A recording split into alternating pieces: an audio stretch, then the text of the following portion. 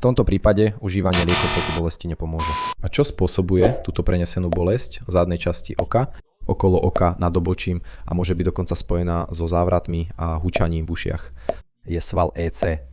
Toto cvičenie pomáha svalu začať sa uvoľňovať. Je to akási príprava na to, aby sme dokázali deaktivovať spúšťací bod bezpečnejším a menej bolestivým spôsobom.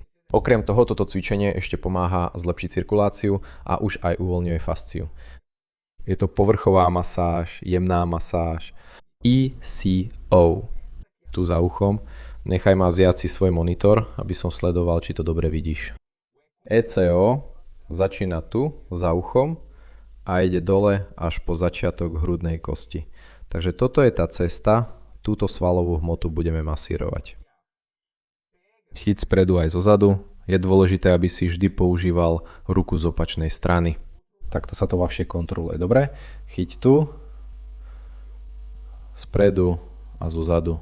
Budeš tlačiť a ťahať túto svalovú hmotu. Bez stláčania, bez použitia sily.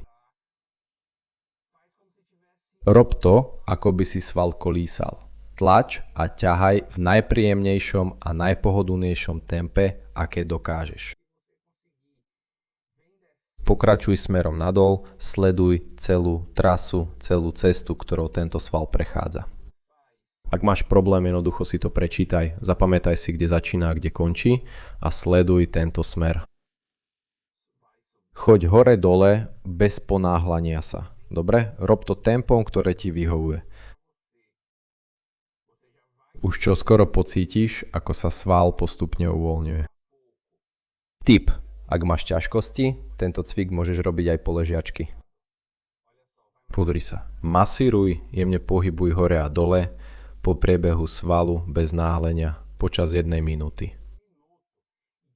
A druhý tip, ak máš bolesť na oboch stranách, masíruj obe strany. Samozrejme.